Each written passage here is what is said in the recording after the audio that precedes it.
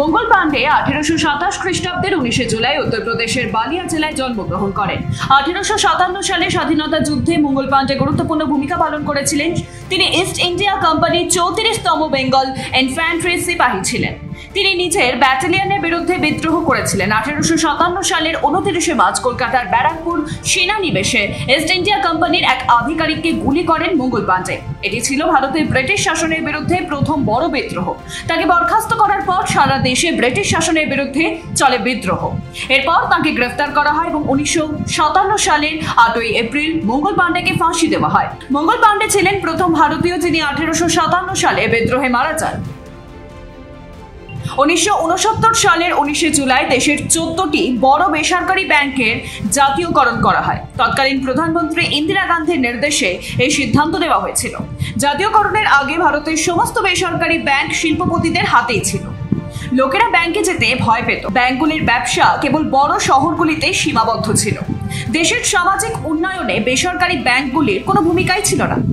ইন্দিরা সরকার জাতীয়করণের সিদ্ধান্ত নিয়েছিল যাতে ব্যাংকিং পরিষেবা ভারতের গ্রামীণ মানুষের কাছে পৌঁছতে পারে, যার পরে 50 কোটি টাকারও বেশি মূলধন সহ বেসরকারি ব্যাংকগুলিকে জাতীয়করণ করা হয়েছিল। কিন্তু ইন্দিরা গান্ধীর এই কাজের বিরোধিতা করেছিলেন অনেকে। এই সিদ্ধান্তের প্রতিবাদে তৎকালীন অর্থমন্ত্রী মোরারজি দেসাই পদত্যাগ করেছিলেন। 1980 সালে জাতীয়করণের দ্বিতীয় দফা অনুষ্ঠিত হয়, যার অধীনে আরো 7টি ব্যাংকের জাতীয়করণ করা হয়।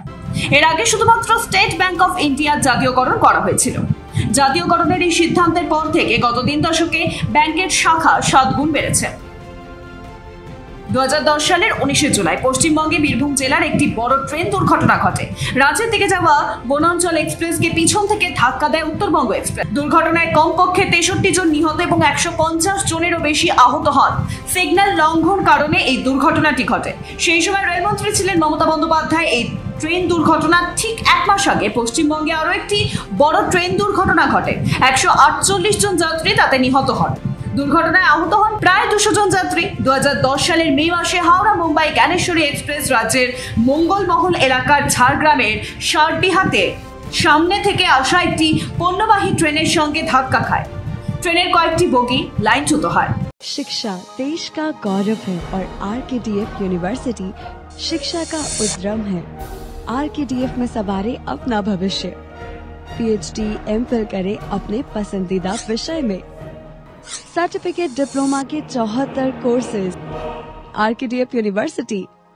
आरकेडीएफ में सवारे अपना भविष्य। पीएचडी एमफिल करे अपने पसंदीदा विषय में। सर्टिफिकेट डिप्लोमा के 74 कोर्सेज केवल आरकेडीएफ यूनिवर्सिटी में। RKDF university. आरकेडीएफ में सवारे अपना भविष्य।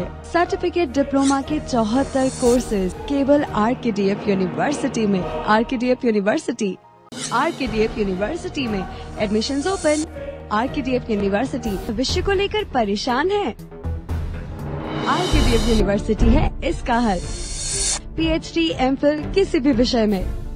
डिप्लोमा के अनेक अवसर है आरकेडीएफ यूनिवर्सिटी में। Admissions open. RKDF university. Education glorifies nation. Samuel Colt 1814 সালের 19 জুলাই জন্মগ্রহণ করেন। তিনি প্রথম রিভলভার তৈরি করেছিলেন। তিনি কলস প্যাটেন্ট ফায়ার আর্মস ম্যানুফ্যাকচারিং নামে একটি সংস্থার প্রতিষ্ঠা করেছিলেন, যার অধীনে বড় আকারের রিভলভার তৈরি করা হতো। এই বন্দুকের বিশেষত্ব ছিল যে এটিতে একটি ঘূর্ণায়মান সিলিন্ডার ছিল যা ঘোরাতে পারত, তাই এর নাম দেওয়া হয় রিভলভার। এটি অন্য যে কোনো বন্দুকের থেকে আলাদা ছিল কারণ এটি এমনভাবে ডিজাইন করা হয়েছিল যাতে পুনরায় লোড না করে একের পর এক গুলি চালানো যায়। এটি ছিল অস্ত্রের জগতে একটি বৈপ্লবিক পরিবর্তন। আগেকার বন্দুকগুলিতে পুনরায় লোড করতে কমপক্ষে 20 সেকেন্ড সময় লাগত, কিন্তু রিভলভারের ক্ষেত্রে তা হয়নি। পরে 1946 সালে মেক্সিকান আমেরিকান যুদ্ধের সময় ইউএস সরকার কোল্টের জন্য 1000 রিভলভারের অর্ডার দেন। একই সময় 1956 সাল নাগাদ কোল্টের কোম্পানি প্রতিদিন 150টি রিভলভার তৈরি করত। কোল্ট 1862 সালের 10ই জানুয়ারি 47 বছর বয়সে মারা যান। 1941 সালের 19 জুলাই বিখ্যাত কার্টুন চরিত্র টম অ্যান্ড জেরির নামকরণ হয়। 1940 সালে পুশ গেটস দ্য বুট নামে একটি কার্টুন চলচ্চিত্র ছিল, যেখানে প্রথমবার মানুষের সামনে এসেছিল টম অ্যান্ড জেরি। তবে এই ছবিতে উভয় চরিত্রের নাম ছিল জ্যাসপার এবং জিনক্স।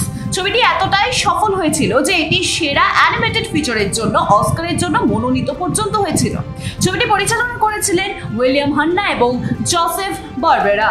প্রথম চলচ্চিত্রে এই বিড়াল ইঁদুর জুটির সেরা নামের জন্য $50 পুরস্কারও ঘোষণা করা হয়েছিল, যার পর অ্যানিমেটর জন কার এই ইঁদুর বিড়াল জুটিকে টম অ্যান্ড জেরি নাম দিয়েছিল।